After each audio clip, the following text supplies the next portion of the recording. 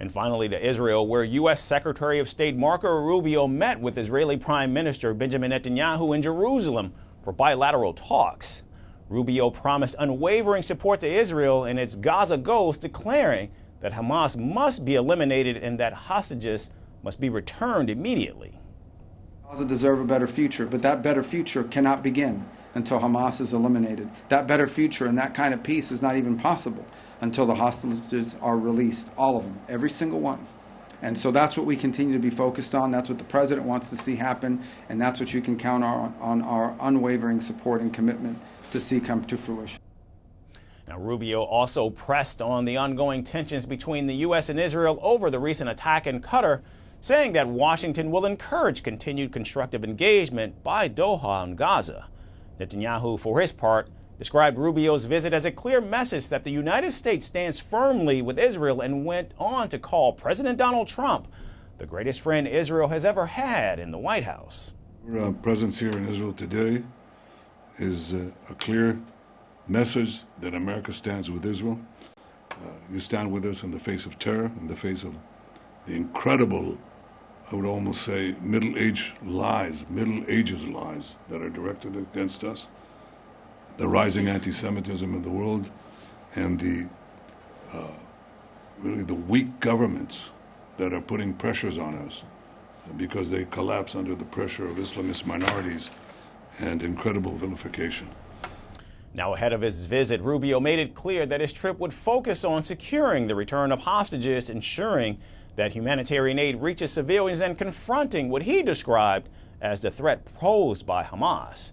He's argued that Hamas cannot continue to exist if peace in the region is to be achieved. Going to get a much better understanding of what their plans are moving forward. What's happened has happened. Obviously, we were not happy about it. The president was not happy about it. Now we need to move forward and figure out what comes next. Because at the end of the day, when all is said and done, there is still a group called Hamas, which is an evil group that still has weapons and is terrorizing.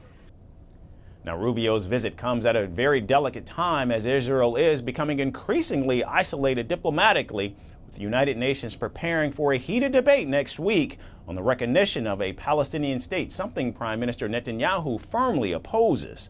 Rubio's visit also comes just days after Israel carried out a strike in Doha that killed 5 Hamas members and a Qatari security officer. The attack received President Trump's rebuke, saying that he was very unhappy about the way it went down. I'm not thrilled about the whole situation. It's not a good situation. But I will say this, we want the hostages back, but we are not thrilled about the way that went down today. I'm never surprised by anything, especially when it comes to the Middle East. I'll be giving a full statement tomorrow, but I would tell you this, I was very unhappy about it, very unhappy about every aspect, and we got to get the hostages back. But I was very unhappy about the way that went down. Now, Netanyahu, however, defended the operation, saying killing the group's leaders would remove the main obstacle to ending the Gaza war. And just as Rubio arrived in Israel, Trump issued a caution, saying that Qatar has been a great ally to the United States. With them, they've been a great ally. A lot of people don't understand that about Qatar, but Qatar's been a great ally. They also lead a very difficult life because they're right in the middle of everything. So they have to be a little bit politically correct in their terms. But I will tell you, they've been a great ally for the United States, Qatar. Now, for Washington, this is a difficult balancing act as Qatar hosts the largest American military base in the region and is a key U.S. ally while Israel remains Washington's closest partner in the Middle East. On day one, Rubio and Netanyahu visited the Western Wall and touched and placed written notes at the sacred Jewish site. Afterwards, the Israeli Prime Minister thanked Rubio for visiting the country, praising it as a testament to the resilience of the U.S.-Israel ties. Rubio and his wife, Janet, I think his visit here is a testament to the durability, the strength of the Israeli-American alliance. It's as strong and as durable as the stones of the Western Wall that we just touched under President Trump and Secretary Rubio and their entire team. This alliance has never been stronger, and we deeply appreciate it, not only on behalf of the people of Israel who live today, the generations of Jews who preceded us and hope that we'll build our state anew with friends like you. Thank you, Mark. Thank you very much. Thank you for walking. Now, Netanyahu and Rubio also offered a joint prayer for the safety of the hostages, as well as a special prayer honoring President Donald Trump, whom Netanyahu described as a true friend of the Jewish people and the state of Israel. During his stay, Rubio is also scheduled to meet Israel's president, the country's foreign minister, and other senior officials, as well as attend the inauguration of a controversial tunnel project beneath the Palestinian neighborhood of Silwan. The project has already raised concerns among Palestinians who fear it could weaken the foundations of their homes and further dilute their presence in the area.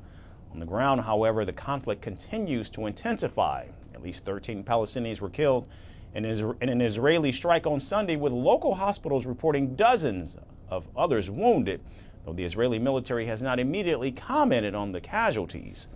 Israel's forces have also ramped up their assault on Gaza in recent days, destroying several high-rise towers in densely populated parts of Gaza City. For now, what remains to be seen is whether these talks between Netanyahu and Rubio solve the brewing crisis in the Middle East. Firstpost now available in 9 languages on YouTube. English, At $36 trillion. French, Le FMI, comme German, Geschäftsführenden Direktor Hindi, $30 trillion ka karjo. Indonesian, Pemerintah tanpa pemeriksaan. Italian, Sekali radikali. Japanese, $4 trilhão. Portuguese, Por causa do próprio balanço patrimonial. Spanish. Beautiful bill. Go to Settings, click on Audio Track and select the language of your choice. Be the first to know what's happening around you in your first language. Firstpost.